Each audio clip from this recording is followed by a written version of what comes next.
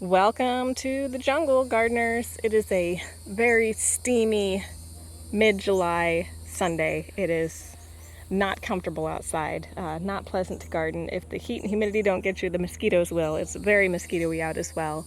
But not doing too much yard work today. Did quick grass cutting for the little bit of grass we have, and with our electric battery powered mower, of course, because we like it quiet here. We don't like loud gas-powered engine noise. So what we're going to do today is I'm just picking some pineapples that are ready. Oh, hold on. Interruption. Mollusk interruption here. We've got a snail in the yard. I never see snails in the yard. Because it's Florida, we have a lot of invasive snails here, so I'm going to have to capture this guy, do some identification, see if it's an invasive one or one that can stay and hang out. But it's enjoying that freshly mowed grass. All right, so I'm going to catch this guy. We'll be back. All right, so here's one of the pineapples in our yard that's almost ready to be picked, but not quite. And you can see it's so heavy for this plant that it's just bent right over.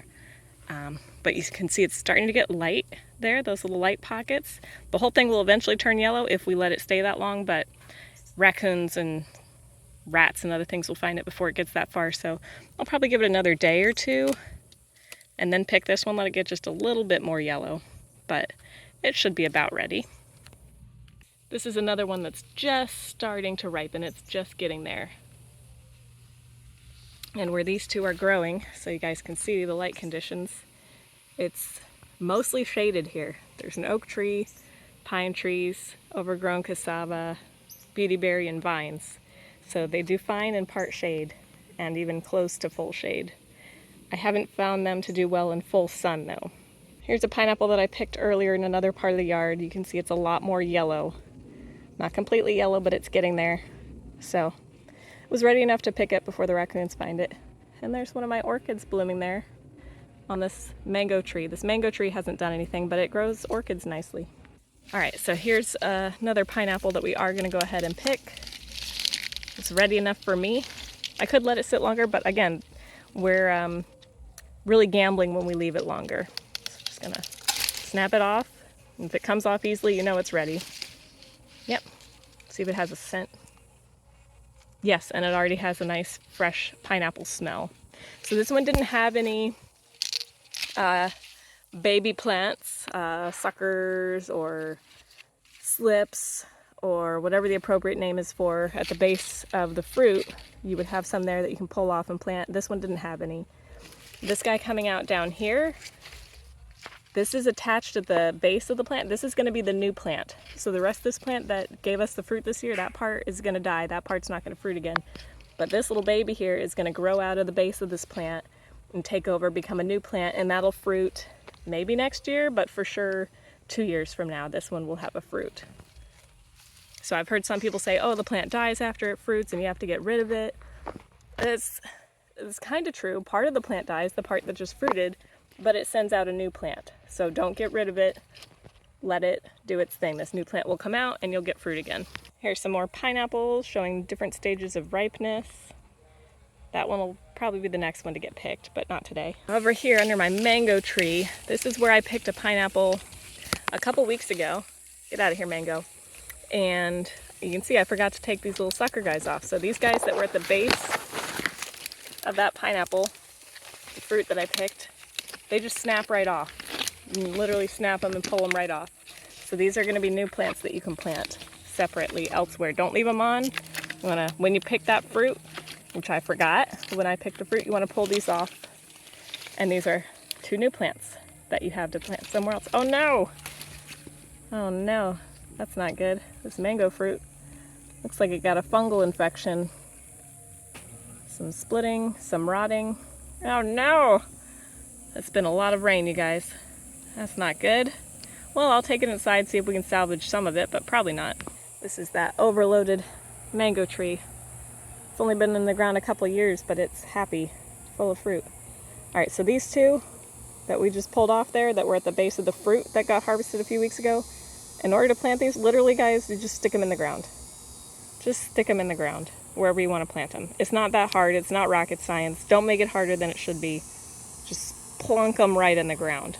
And these are plants that were plunked in the ground last year. Just plunked right in the ground. And this is our hog plum tree. This fruit has many names: hog plum, red mambin, cereuela. We usually just call them hog plums though, and they're ripe when they're red. You can smell them. You can smell them the other side of the yard. It's very strong. Very, if you've ever had juicy fruit gum, it's a flavor like that. It's like a very juicy fruit flavor. That's just the only way to describe it. It tastes like juicy fruit.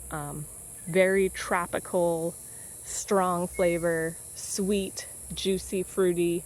You just got to try it. And big pit inside, so there's not much fruit to it, but it's a lot of flavor for the tiny amount of flesh on there.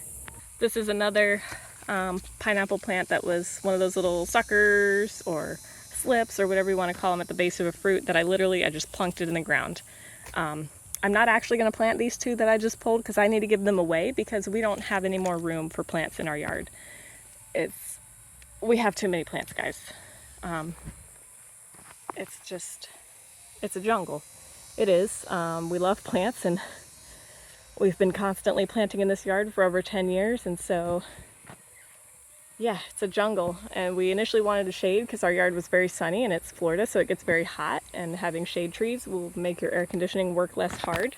So we concentrated on shade trees, and now we have almost too much shade. That's where we dry our clothes on the line. Sorry for airing my clean laundry, but that's how we dry our clothes to save energy, even though we have solar panels. But as you can see, that sunny spot of our yard is getting smaller and smaller. The mango tree is crashing into our clothesline. We've got bananas encroaching. This black sapote tree here is getting really big all of a sudden. So yeah, we're running out of space for plants. I know people feel bad when I try to give them plants and they try to give me some, and I say no, but you guys, we don't have space. We don't have space. But I'll pretend to plant this one right now so you guys can see what I mean when I say plunk it in the ground. I just used a stick to dig this quick little hole here. Again, little, you don't have to go deep. Just kind of plunk it in there and then pack the soil around it. Sand, this is sand. Well, this is a mix of sand and clay here. Pack it in around it, walk away. It's summertime, it's gonna get watered by the rain. There's no need to water it, and pineapples really don't need that much water. I've heard some people get lied to and told they need to water their pineapples regularly. We've never done that, and you've seen how big our pineapples are. We don't water any of our pineapples. The only water they get is from rain, that's it. So this guy would be rain watered. I'll probably pull it out of the ground though so I can give it to someone because we have too many pineapples.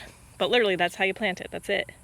Chunk it in there, plunk it in there, whatever you want to call it. Shove it in there, just like an inch, maybe 2 inches if you're feeling like doing that. And then walk away. It's gonna root, it's gonna be fine.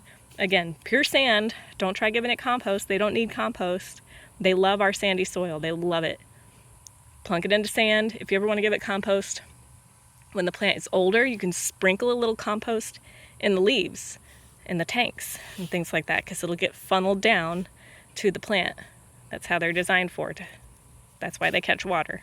But yeah, really no need to. Ours get plenty of nutrients from the soil and from all the mulch that we use, but don't mulch right up against the plant. They don't want to be mulched. It's going to make them unhappy. They like sand. And just as more evidence, if you don't believe me, this pineapple here, which you can see is pretty big, it's about the size of the ones you buy at the store or a little bit larger. And it's one of our older plants that we planted probably 9 or 10 years ago from a top of a pineapple that we bought from the store, put the top in the ground, walked away, that's it. And this was sandy soil at the base of this pine tree. It's literally right at the base of this pine tree. We never water here. We never fertilize. We don't even throw compost over here. So all the nutrients it's getting are from the pine tree, dropping leaves and stems and pieces of bark down in here, and birds dropping their excrement from above, and it's all getting funneled down into there. And that's how this guy gets fertilized, and it gets its water only from the rain. It's never been hand watered, only ever gotten rain watered. And look at this, we get a beautiful fruit from this guy every year along with all of its friends underneath this pine tree. This is probably our best spot for pineapples, is right between this pine and oak tree. So try it. You know, it's free to plant pineapples if you get the tops or some slips or suckers or whatnot from somebody. It's free. Do it, put them everywhere, hedge your bets, see what happens, and good luck to you. And don't be afraid to experiment in the garden. That's what gardening is. People who do seem to have really beautiful gardens and green thumbs, they've just done a lot of experimenting. They've had failures, they've had successes, and what you're seeing is just their successes. You're not seeing their failures because when their plants are dead.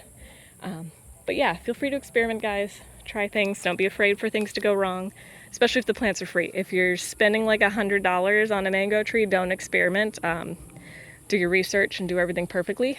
But if it's a free plant, go to town, experiment. And anyway, that's it for today because it's hot out here and I'm dying in this sauna. And I hope you enjoyed the music, courtesy of my neighbor down the road. And have a great week, gardeners. Bye.